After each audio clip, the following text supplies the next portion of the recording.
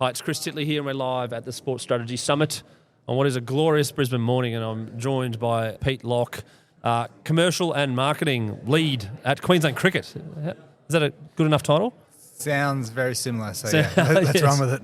Yeah, mate, you've just come off the panel. What Yep. do you talk about? So our topic was legacy, and my contribution was to talk about what impact Victoria Park will have as a legacy for cricket, but for Queensland in general, and a bit of a focus around how businesses can prepare themselves for the Olympics, so for 2032, but to have a strategy that takes them to 2032, but for many years beyond. So something that's been drilled into me a lot is how we set ourselves up for what is a generational opportunity, but then for the many years afterwards. And mate, Queensland Cricket, you've been there quite some time. How's cricket changed since when you first started in the organisation? Yeah, it changed a lot, and I guess the fabric of the game is still very similar. I came in the early years of the Big Bash, so we're very much in this startup phase of try things, break things, be different, and had an incredible period of growth, and then have just tried to sustain that and still look at ways to innovate. We didn't have a WBBL or a women's competition in the Big Bash when I started, so that's been a really fundamental change. The way that women's cricket's promoted has changed a lot, and there's obviously a lot more opportunities for female cricketers, and they're paid a lot more than when I first started, where a lot of our elite players were probably volunteers or playing for free. So that's changed substantially. And then the biggest change that potentially will come into our system will be privatisation, which is something that's brand new for cricket, and we're going through a process now to see if that's right for Queensland cricket and for the game. Are you excited about the future of cricket and where the Brisbane Heat's at the moment? Well, I think the opportunity for cricket is fairly large in that if we are an Olympic sport, that'll just open up opportunities in terms of audience. For Queensland cricket, what does that mean? Can we play a role when it comes to training facilities and playing facilities and having more of a hands-on role in delivering the games than we might have if we weren't an Olympic sport? So I think that's really exciting. If that happens, I think it's a fairly good chance. And then the Big Bash as a product and the Brisbane Heat as a product, we always try to evolve, and we've gone through some periods of having to rebuild to a degree after some pretty lean years, but we've still got this fabric around innovation and fun and families, and so as long as we keep that, I think the future is bright and it'll continue to be a fun place to work. I see the New Year's Day again is becoming a bit of a thing.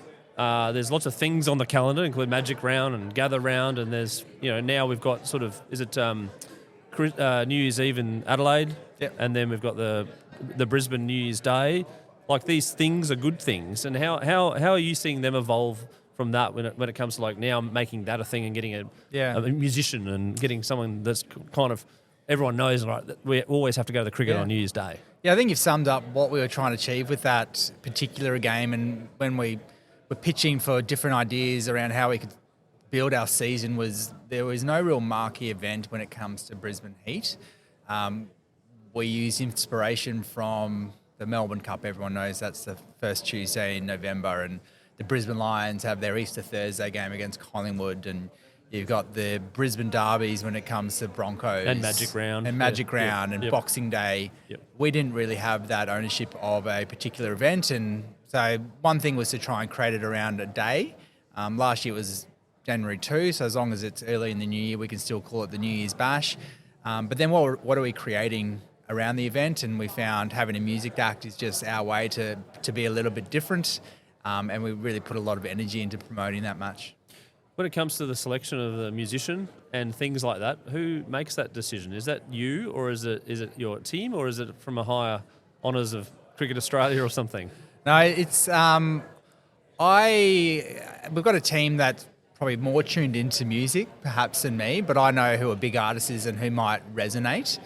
And so I generally have a say and sign off on who it might be. And it needs to be someone that resonates with an audience that's not too niche. And so I think the presets last year were perfect, and they were kind of cross-generational in that the youth of today and Gen Z are listening to the presets, and people my age can remember bangers in nightclubs. So that's really what we're trying to achieve, is someone that can just play 3 or 4 bangers that people know, It'll help sell a few more tickets, and it'll create a pretty cool experience while they're there. Yeah, no. So the Big Bash and the heat, like you obviously study who the crowd is and the demographic. Is there some sort of demographic that you are targeting? Is it micro, or is it macro, or is it cricket lovers? Like, Yeah. I'm curious. Yeah, really, I think it's broad. If I think about why the comp was started 15 years ago, it was because there was a really big problem where cricket wasn't engaging different audiences, and for a period where cricket was once the number one sport for boys, it had dropped to something like 7th or 8th. And so there was this really big risk that we were going to lose a generation of participants and fans. And so the Big Bash has really been that entry-level type product. And if we can make the activity and the action on the field really great, we can attract your cricket purists that might want to convert to T20. Some are still test cricketers and they test fans and they don't want to convert, and that's okay. But we've very much been around new audiences and bringing new people into the game, focus on families. So that is really at the core of who we're trying to attract, is families. So mum, dad, bringing the kids to a game. And then from a business community point of view, we're here at the Sports Strategy Summit. Lots of businesses around, and they hear cricket, they hear Brisbane Heat. What do they do? How do they get involved? And what's up for grabs? Yeah, I think we've got a great portfolio or family of sponsors and partners that work with us. They all see the Heat as a great vehicle to grow their brands, but we also do support and work with the whole of the game across the state. So we work with Queensland Cricket and our premier competition. So there's a variety of ways to partner with cricket. It could be as a sponsor of the Heat. It could be if you're looking to make a contribution to our foundation and have a direct community impact. That's a way to partner with cricket. Could be through our grassroots, it could be through the Bulls and the Fire and a lot of the games that we play at Allan Border Field. So I think we're fortunate in that we're not just the elite team, we are everything below, and we can categorically say to anyone that partners with cricket is that by partnering with us and investing, the money is going back into the community. It's helping us put programs on, support volunteers, fund staff to ensure that cricket's really strong across the state. So that's the benefit of partnering with us. No, for sure. And, mate, we've got the T20 Max coming up as well, which is a pretty unique product in Australia, but getting some good names and getting some good broadcasts. I saw the broadcast announcement the other day and also with KFC as well. Like, it's pretty exciting. Yeah, T20 Max, I reckon, is one of the bigger and better things Queensland Cricket's done in the last, say, 4 to 5 years. And talked about it on stage.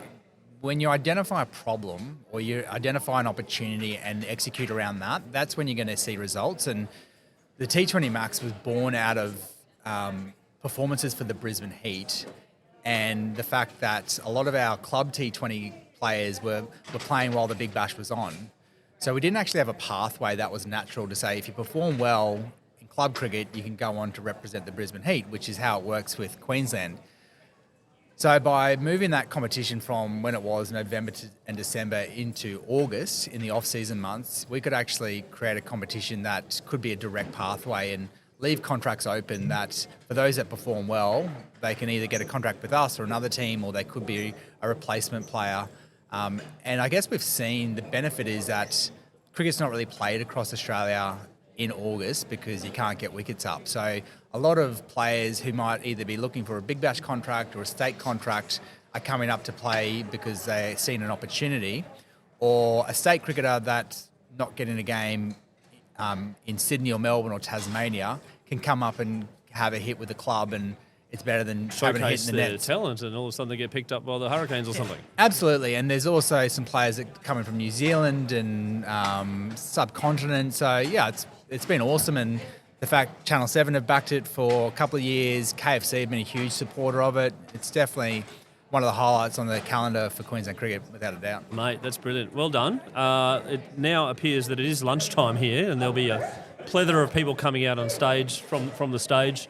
Peter, thanks so much for joining us today on a little live podcast here at the Sports Strategy Summit, and looking forward to catching up later.